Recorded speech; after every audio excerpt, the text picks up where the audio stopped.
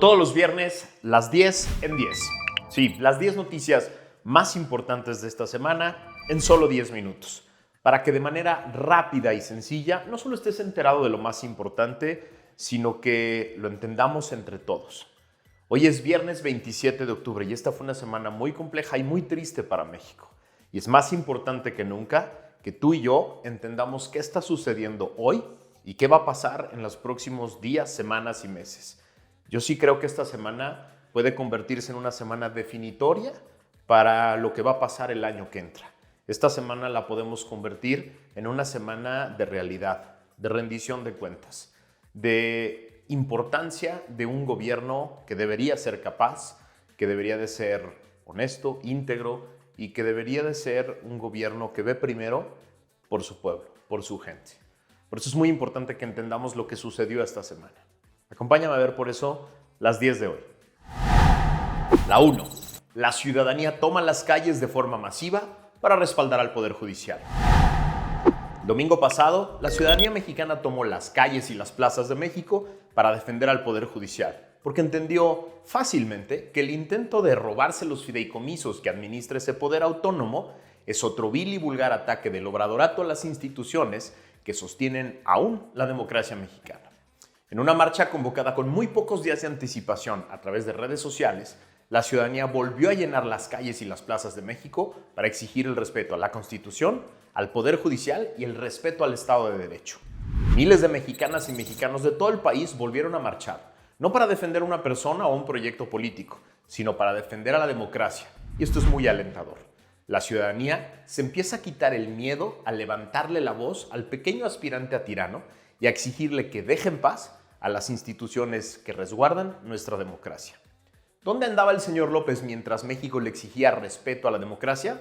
Recibiendo y abrazando a dos dictadores asesinos y torturadores en Palenque, en Chiapas, al dictador cubano Díaz-Canel y al dictador venezolano y narcotraficante perseguido por la justicia norteamericana, Nicolás Maduro. Dos Méxicos completamente diferentes, el de los ciudadanos marchando por la democracia y el del presidente chiquito abrazando a dictadores asesinos. ¿Cuál México prefieres? ¿En qué México te identificas tú?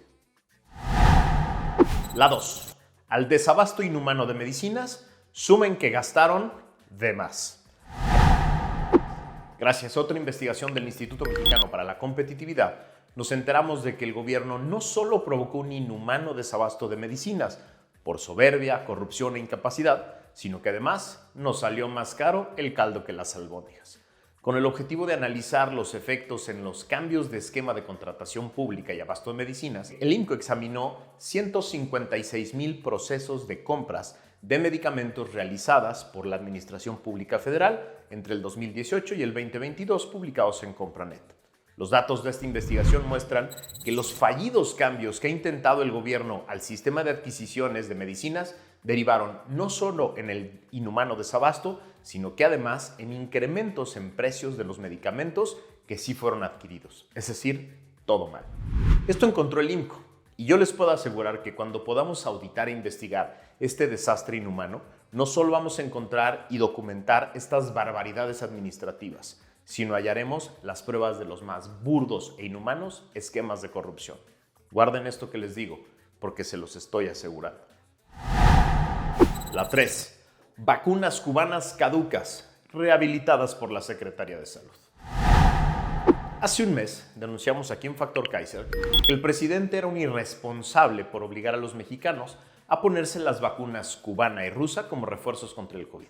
En el episodio 106 de Factor Kaiser denunciamos que dos expertos en salud, de los de a de veras, me habían confirmado que esas vacunas ya no servían para cuidar a los mexicanos de este virus, y menos a aquellos que tienen factores de riesgo que hacen más probable padecer el COVID de manera grave.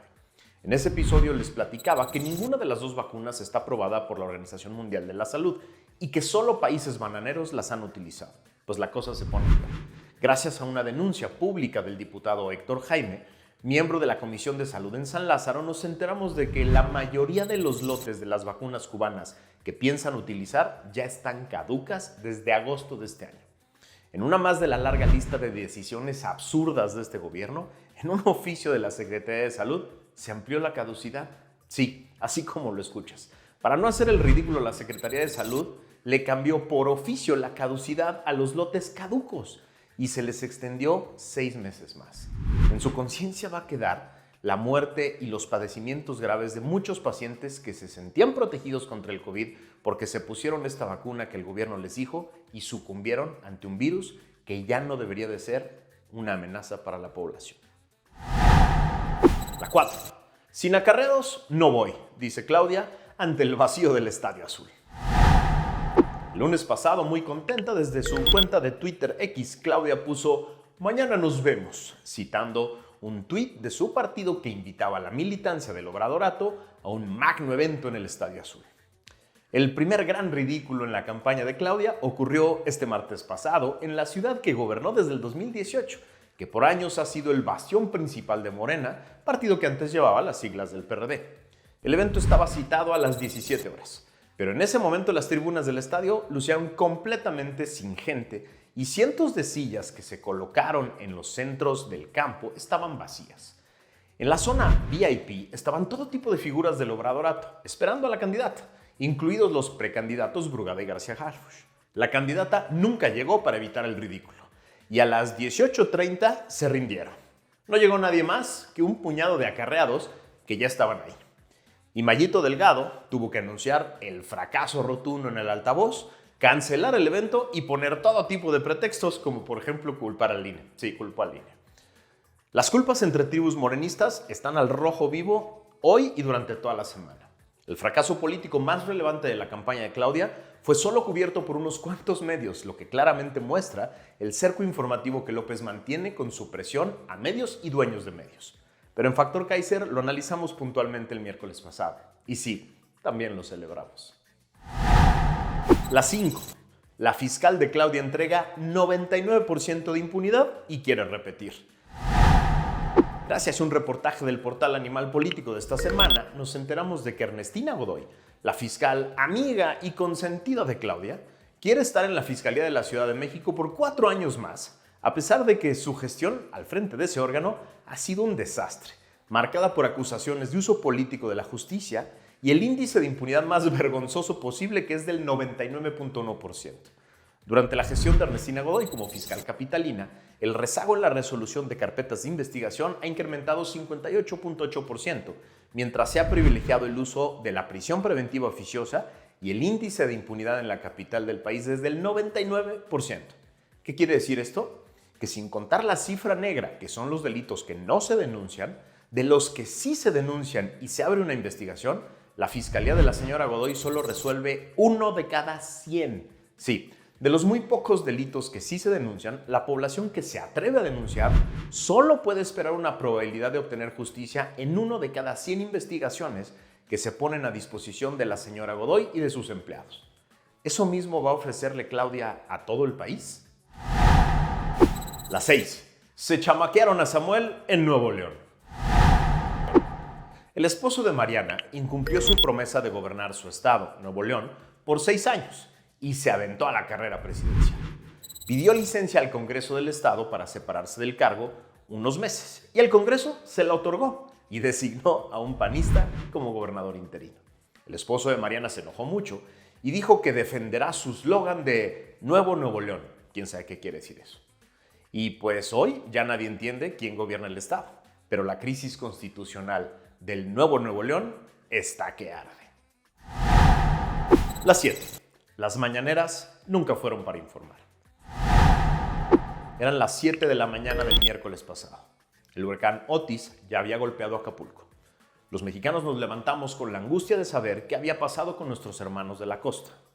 Quienes se torturan a sí mismos viendo o escuchando la mañanera en vivo esperaban un reporte completo del presidente de lo que había sucedido en el puerto más famoso de México. Se quedaron con las ganas. López solo dijo que esperaban reportes, que no había luz ni comunicaciones. Y claro, que se solidarizaba con ellos. Luego, siguió con sus ataques de siempre al Poder Judicial y sus porras a la señora Godoy, que quería ratificar Claudia.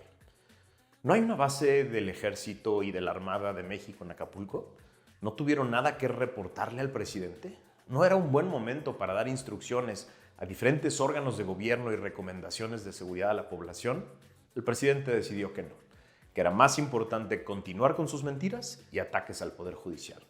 Hoy, a todo México le debería de quedar claro que la infame mañanera siempre ha sido solo un burdo instrumento de propaganda que distorsiona las competencias electorales, que inhibe la libertad de expresión, que se utiliza para golpear y estigmatizar a los críticos del gobierno y que no sirve para ni madres, más que para darle 2 horas de ocupación al señor que solo trabaja de 7 a 9 de la mañana. La 8. Los diferentes niveles de tragedia en Acapulco. Conforme fue avanzando la semana, nos fuimos enterando a cuentagotas de los diferentes niveles y tipos de tragedias que provocó el huracán Otis en Acapulco. Las tragedias de pérdidas humanas y cuerpos aún sin recoger en las calles. La devastación en viviendas de todos los niveles socioeconómicos. La destrucción de la infraestructura turística. La inexistencia de servicios básicos como agua, luz, telefonía o internet. Es brutal. Y por eso hice un episodio especial de 7 minutos aquí en Factor Kaiser con 5 temas en los que debemos enfocarnos todos los ciudadanos los próximos días. Te pido que lo veas y que lo compartas. Es fundamental que nos unamos en torno a esos 5 temas y nos dejemos de distraer con gritos y polarización. Te pido que veas este episodio que está aquí abajo de este episodio número 125 y que me ayudes a compartirlo por todos lados. Es importante que los ciudadanos nos unamos, pero que nos unamos en torno a las cosas importantes. La 9. El obradorato maneja Acapulco como la pandemia. Primero, su imagen. Es claro que López nunca llegó a Acapulco. No existe una sola imagen o video en el que se vea claramente que estaba en el puerto. En las redes solo circuló una ridícula imagen de López en un jeep del ejército estancado en el lodo y sonriendo. Y luego se le vio caminando en un camino de lodo, nada más. Su propagandista oficial, el Pig, Menio Ibarra, circuló un video de unos segundos, de noche, en un lugar imposible de identificar, en el que supuestamente López se encontraba con la hija de quien gobierna el estado, sí, la señora Salgado. Al día siguiente, el jueves, ya estaba trajeado en su mañanera. ¿Por qué no llegó a Acapulco? ¿Por qué no está ahí ahorita? Muy sencillo, porque igual que en la pandemia, está más preocupado por su imagen y por las elecciones del año que entra, que por la vida, la salud y la seguridad y el futuro de los acapulqueños. Y desgraciadamente, creo que viene lo peor para ellos. La 10.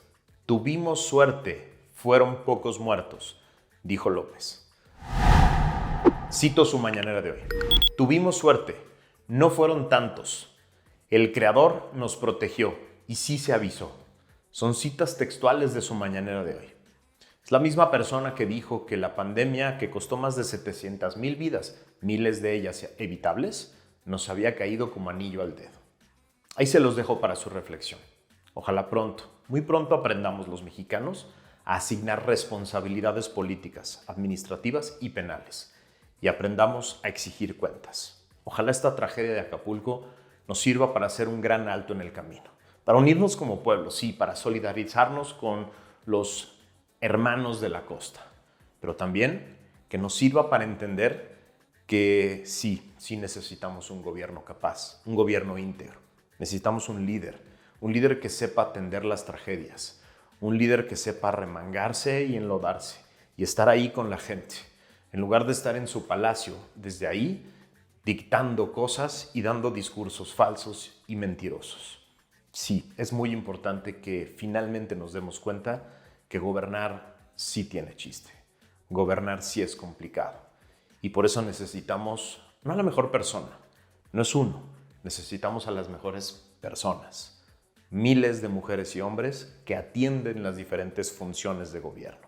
Ojalá esto nos haga vernos en el espejo y entender que no es escoger a un Mesías, es escoger a un nuevo gobierno completo con un nuevo cuerpo de legisladores de diferentes órdenes que atiendan a la población, que sirvan a la población, que se hagan responsables de lo que hacen y de lo que dejan de hacer.